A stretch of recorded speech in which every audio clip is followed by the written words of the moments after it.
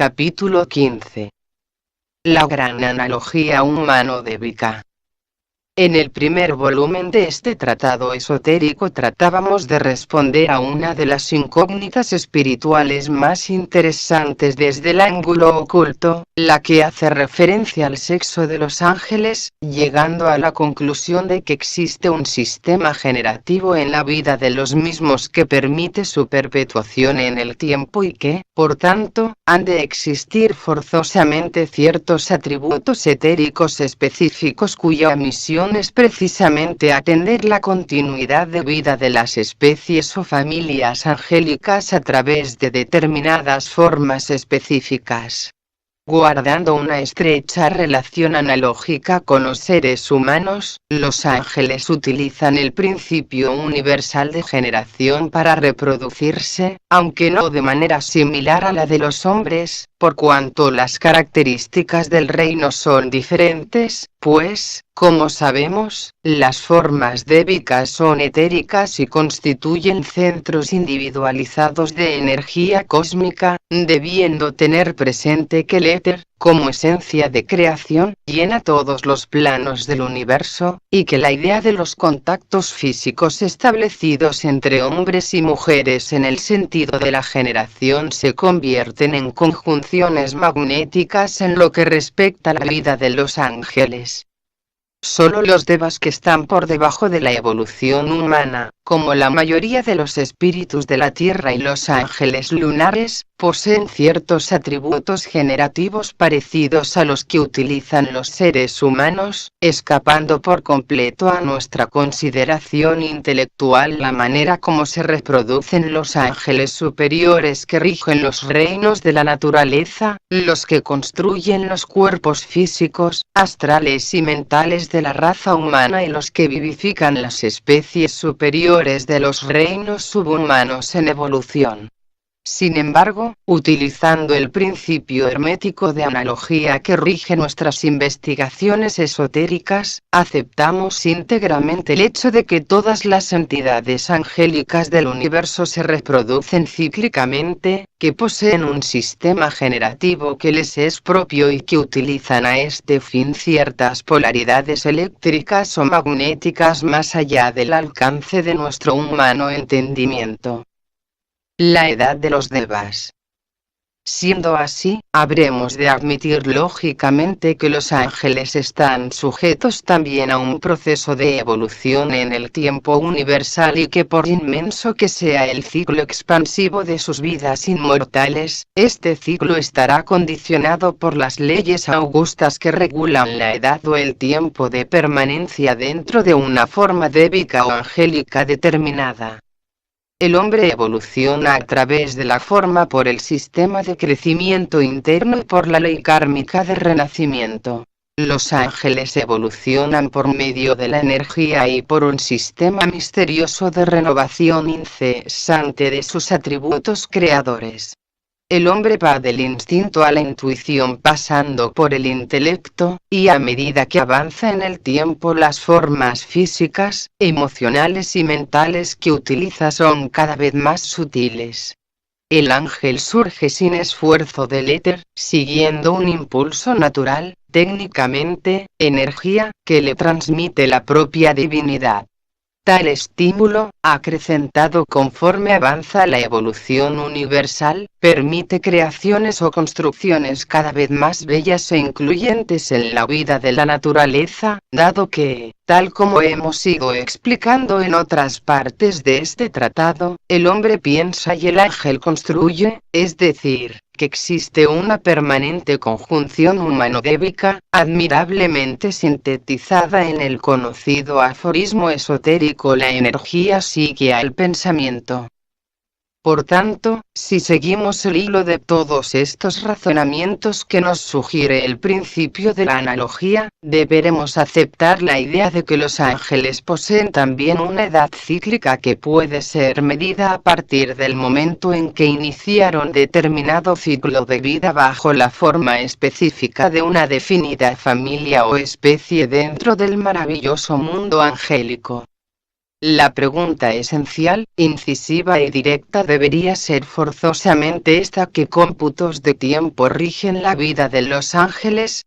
Recordamos haber hecho esta pregunta a un Deva muy evolucionado, el cual nos contestó muy afablemente que carecía de edad, añadiendo seguidamente que los ángeles, en su multiplicidad de jerarquías, carecen de mente especulativa y que, por tanto, no tienen una noción del tiempo como los seres humanos.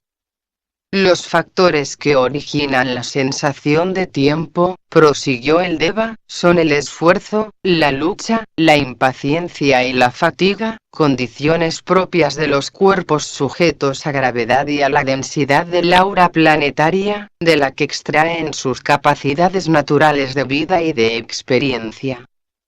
De acuerdo con esta explicación, sencilla pero contundente, resulta muy lógico que los ángeles no le asignen importancia alguna al tiempo por cuanto carecen de gravedad, ya que sus cuerpos son etéricos y no están sujetos como el hombre al esfuerzo y a la fatiga, aunque, de acuerdo con el principio universal de energía, de la cual ellos son una mística emanación, siguen escrupulosamente y con toda reverencia los ciclos inmortales de actividad o de tiempo marcados por el Logos.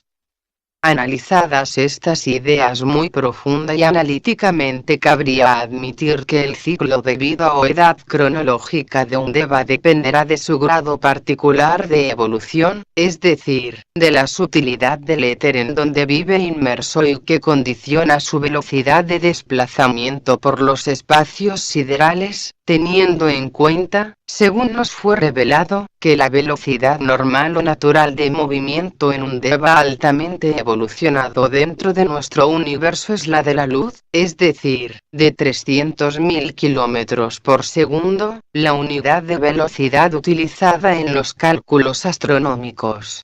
Sin embargo, esta velocidad en los desplazamientos siderales es ampliamente rebasada por los ángeles superiores del sistema, en los cuales se verifica el fenómeno esotéricamente descrito como de simultaneidad en el tiempo, o sea, que para ellos no existe prácticamente la distancia.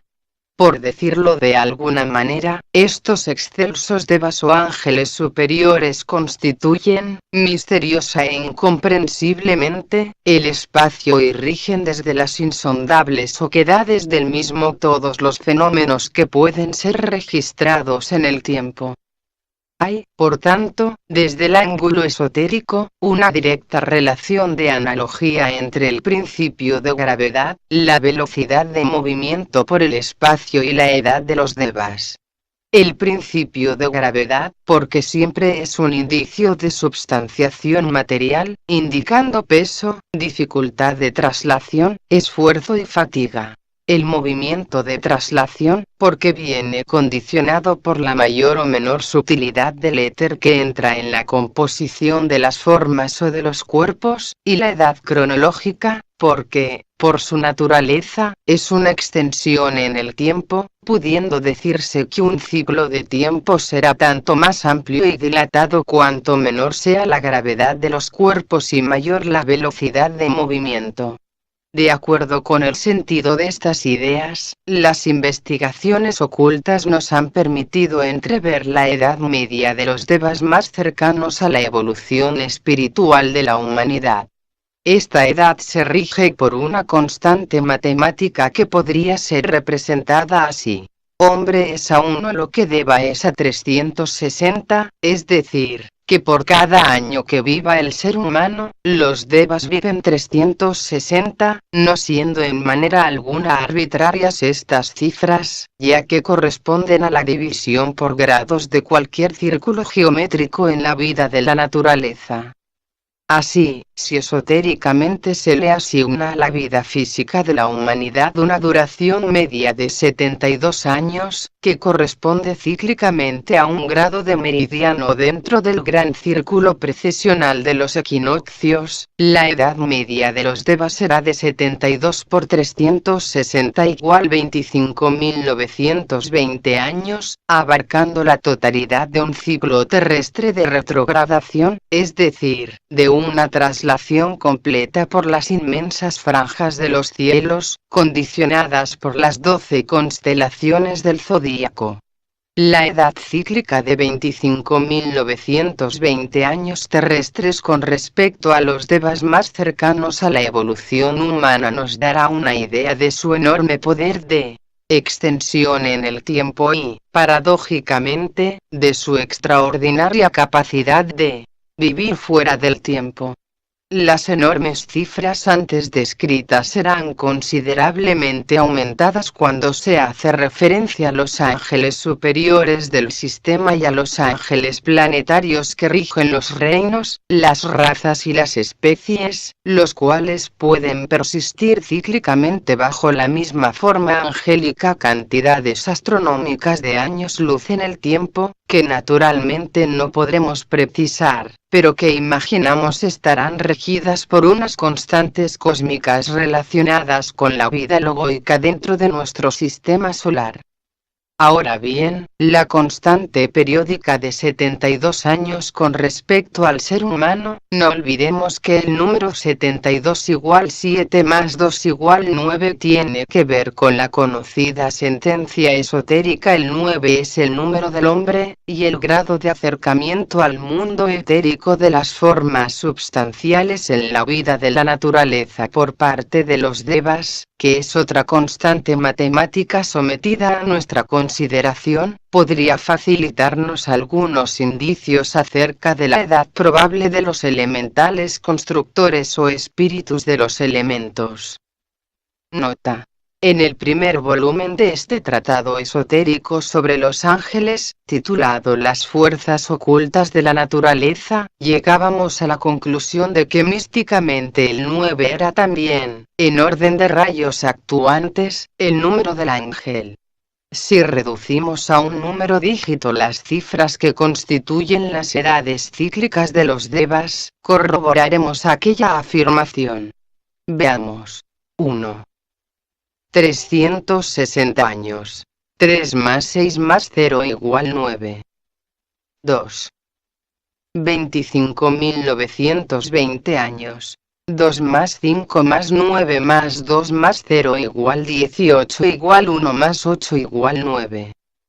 Esta misma constante de 9 se reafirma al analizar la edad media de los pequeños devas constructores, o espíritus de los elementos. Nomos 288 años igual 2 más 8 igual 18 igual 1 más 8 igual 9. Ondinas. 360 años igual 3 más 6 más 0 igual 9. Tal como hemos considerado en otras partes de este tratado, tales devas son: a. Espíritus de la tierra nomos. b. Espíritus de las aguas ondinas. C. Espíritus del fuego salamandras y aunis inferiores. D. Espíritus del aire silfos o sílfides.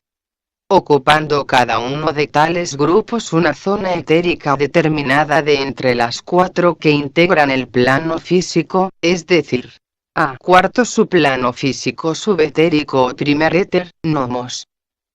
B. Quinto subplano físico etérico o segundo éter, ondinas. C. Sexto subplano físico subatómico o tercer éter, salamandras. D. Séptimo subplano físico atómico o cuarto éter, sílfides. Hay aquí dos elementos a considerar de acuerdo a lo dicho anteriormente. Primero, la edad mística del hombre de 72 años, que, al parecer, es una constante cósmica, y segundo, el grado de sutilidad del éter en donde viven y tienen su razón de ser los espíritus de los elementos o devas constructores. De acuerdo con estas dos constantes, podríamos establecer las siguientes relaciones. 1. Devas constructores nomos. Su plano físico cuarto. Edad humana 72 años. Edad débica 72 por 4 igual 288 años. 2. Devas constructores ondinas. Su plano físico quinto. Edad humana 72 años. Edad débica 72 por 5 igual 360 años. 3 devas constructores salamandras. Su plano físico sexto. Edad humana 72 años. Edad débica 72 por 6 igual 432 años. 4. Devas constructores silfos. Su plano físico séptimo. Edad humana 72 años. Edad débica 72 por 7 igual 504 años.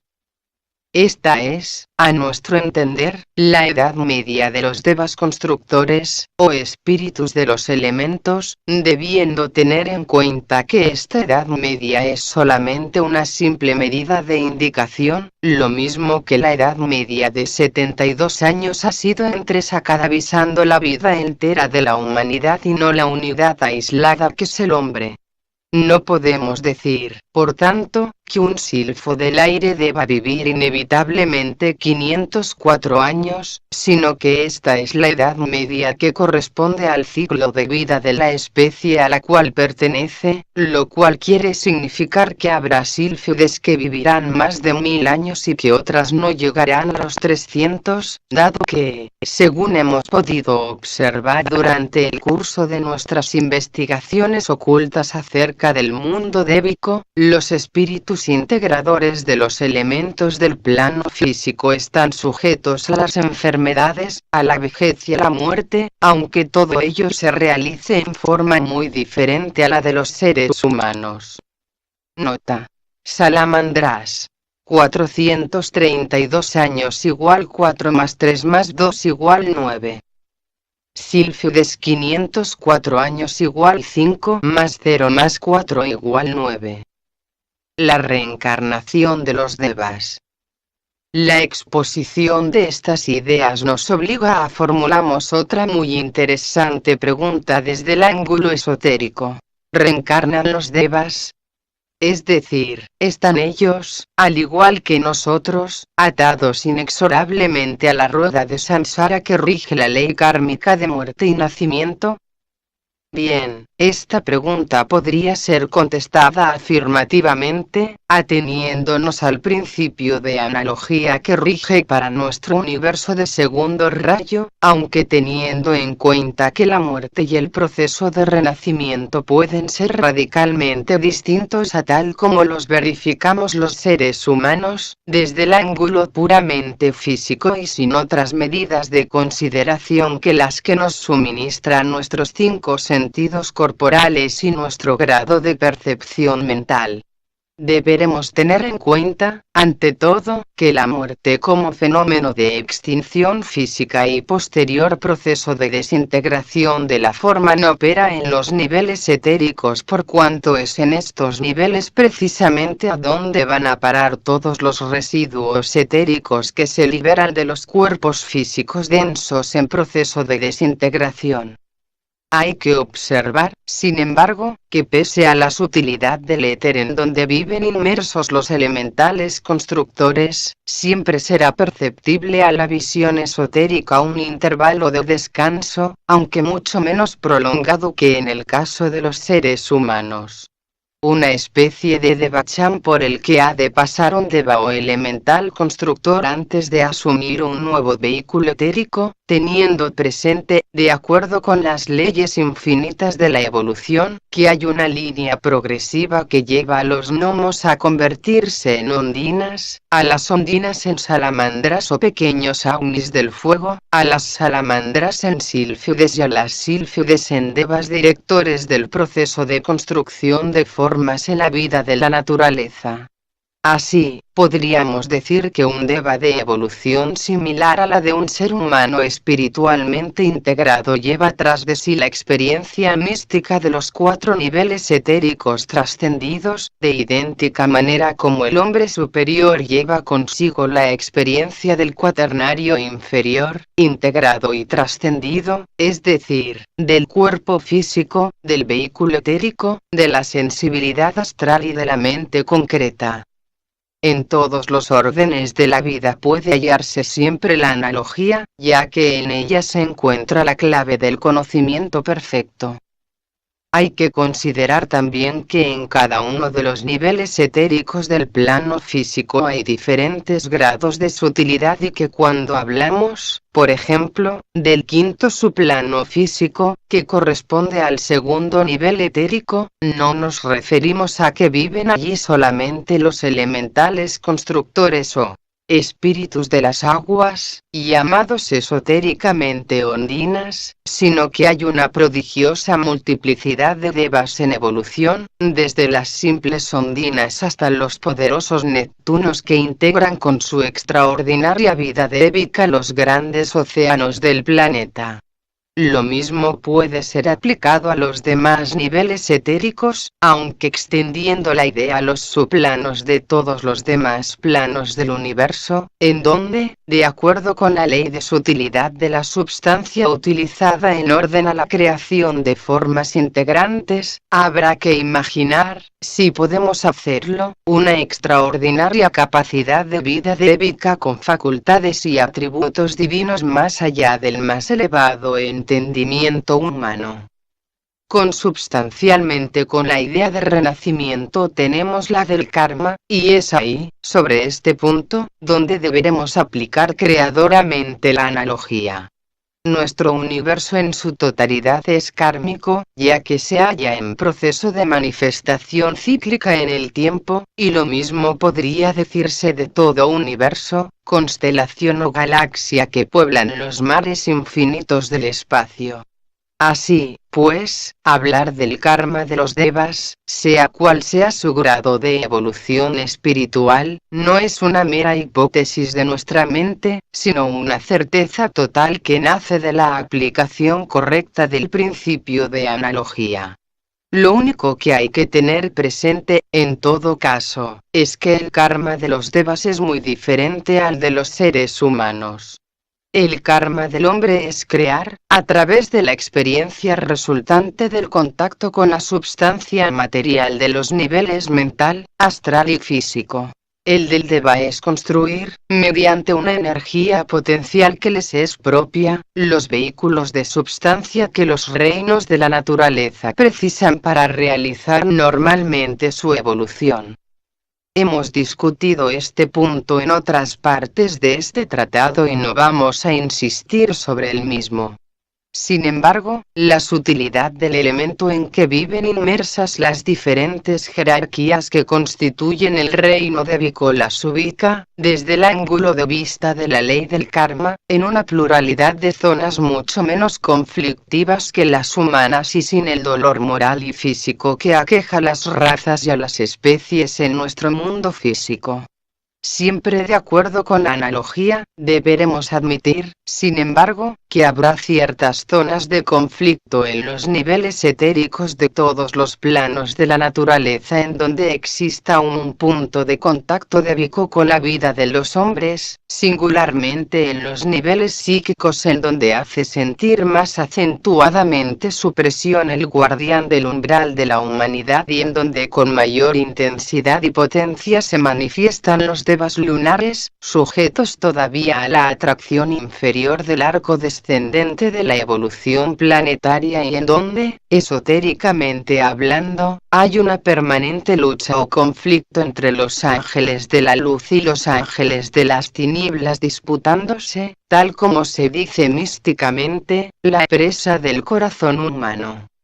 Y aquí habría mucho que hablar acerca del fenómeno psicológico, o quizás sería mejor decir psíquico, de la tentación con el fin objetivo de despertar espiritualmente el alma humana.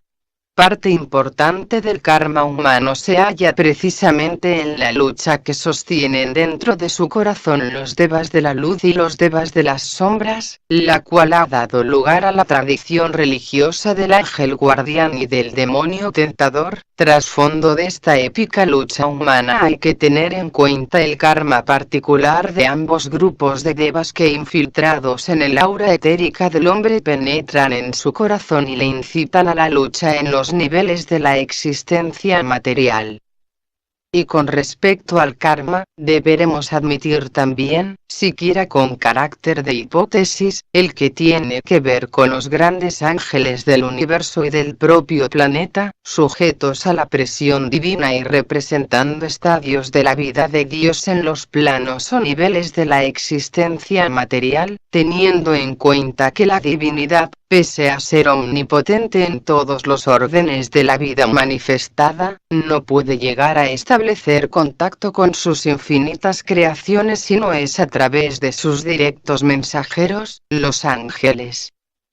Ellos son los que construyen la soberbia estructura del universo según los planes de la ordenación divina y utilizan la energía que surge de sus cuerpos radiantes para mantener inconmovible dicha estructura a través de las edades, siendo el karma particular de tales esplendentes entidades angélicas la actividad maravillosa que desprende de sus indescriptibles cualidades espirituales, que, esotéricamente, se describen como conocimiento de los sabios designios del Señor, integración de las justas medidas de su indescriptible inteligencia y construcción de todos y cada uno de los planos del sistema solar.